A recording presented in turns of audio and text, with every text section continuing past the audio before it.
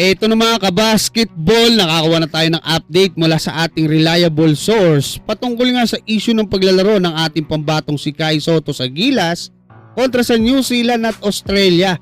Marami ako ibubulong sa inyo, road to 100% healthy na si Kai at tumaas yung power ranking ng ating Gilas Pilipinas diyan nga sa FIBA Volume 2 at inaasahang tataas pa.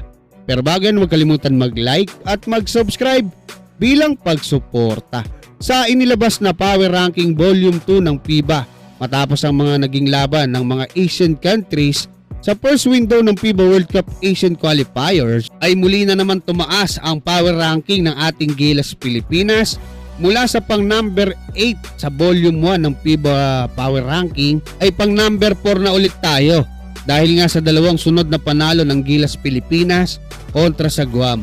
Although alam naman natin mga kabasketball na ibinasi lang ng FIBA etong kanilang Volume 2 doon sa mga naging resulta ng laban sa first window dahil kung papansinin nyo, inilagay nila sa pang number 9 etong New Zealand na kamuntik ng talunin ng 2 beses etong number 1 na Australia. Ganun sila kalakas.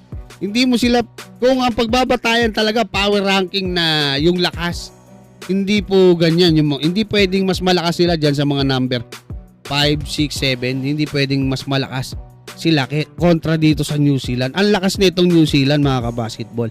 At ganun din tayo, pagka pinag-aralan nyo, ang tinalo lang naman natin yung Guam, diba? Pero inilagay kaagad nila tayo sa number 4. Although binabanggit nga nila dito na kahit wala pa si Kai, at ang maganda dyan ay asahan natin na maglalabas pa ng Volume 3 etong FIBA ng kanilang power ranking bago magsimula yung second window ngayong February 26 kung saan inaasahang tataas tayo dahil nga sa napipintong pagbabalik ng ating pambatong si Kai Sotto.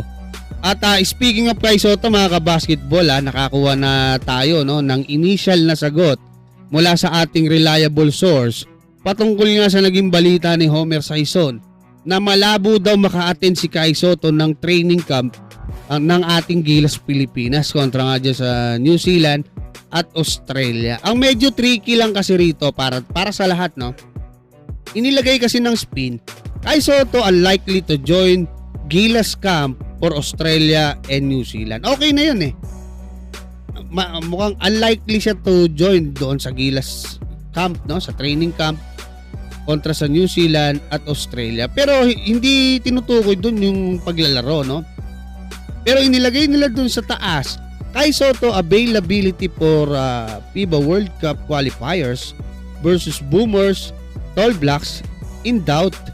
So doon nagka-problema. Pero pagka tinignan mo kasi yung loob, unlikely lang na malabo lang umattend si Kai Sotto doon sa 10-day practice.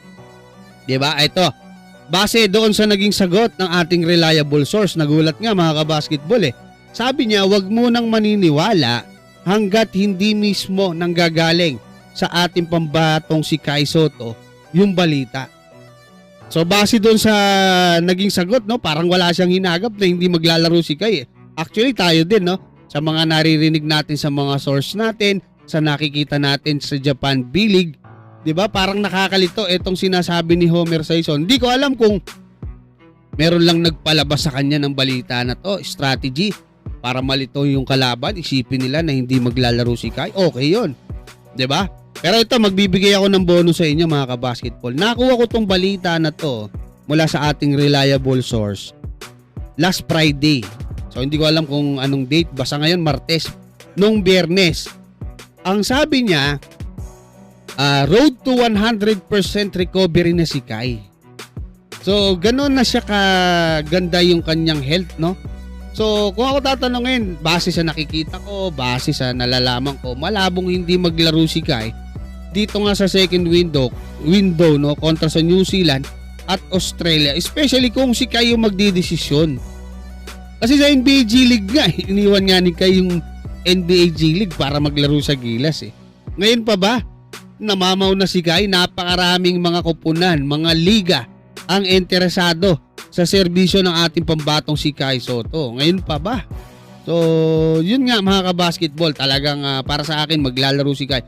Hanggat walang nagbabago, hanggat walang announcement, ang alam ko maglalaro si Kai kontra sa New Zealand at Australia. Kaya mga kabasketball, ano masasabi nyo? Maraming salamat at God bless sa inyong lahat.